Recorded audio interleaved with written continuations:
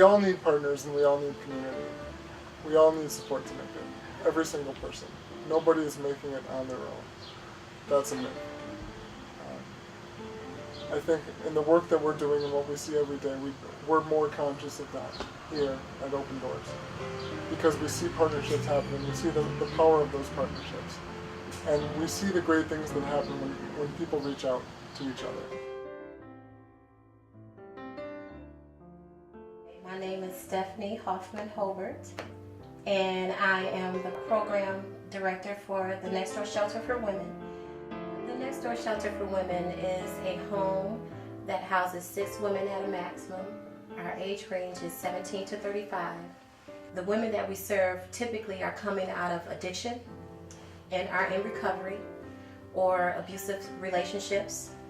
So this is more like a safe haven and a place for them to start over and get focused and get some peace back into their lives and begin to work on them as young ladies.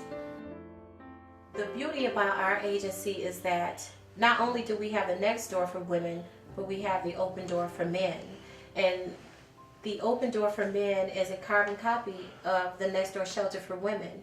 And actually, when Open Doors started, it started with the men's house. So what we found was that while we were ministering to men, there were young ladies who had no place to go either. And that's how the Next Door came about.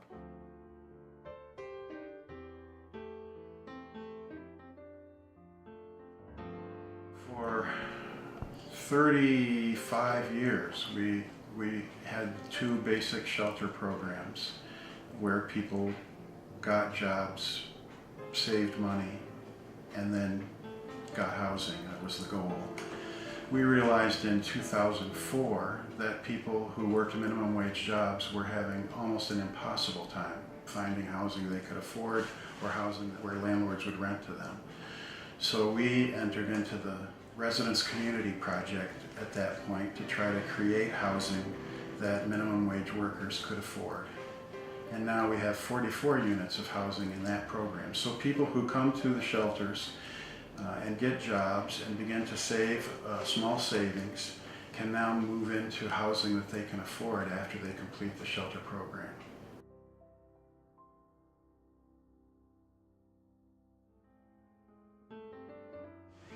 The residence community of Open Doors is a special thing because it's not just offering people a decent apartment for a low rent.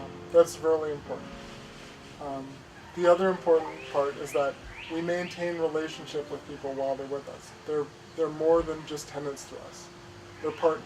And we talk about partners a lot, how the staff and the residents of our different programs are working together to overcome challenges, to overcome homelessness. I came to the Next Door Shelter when I was first like 19. I didn't really want to come in. I was nervous. I knew it was a homeless shelter and I had this picture of a homeless shelter and I already had my mind made up of what it was going to be like. And when I came in, it was something totally different. It was more like a home setting. It turned out to be the start of something new, like a new life almost. And now, you know, I'm working. I got another car. I got money. I got an apartment. I'm back in NA. I just got 6 months clean yesterday. Everybody who worked for the Open Door Next Door pushed me. Like Rick, you know what I'm saying? Like he saw something in me and he didn't even know me. And that meant something to me. You know what I'm saying? Like, okay, like I want to do good. I want to show him that what you see really is something. And I really got something. Like I had potential within myself. And with you, like you always believed in me. I call you my second mom because like when my mom wasn't there, you was there for me. Our mission is to build relationships to overcome homelessness through housing, employment, education, and sobriety in response to God's love for all people.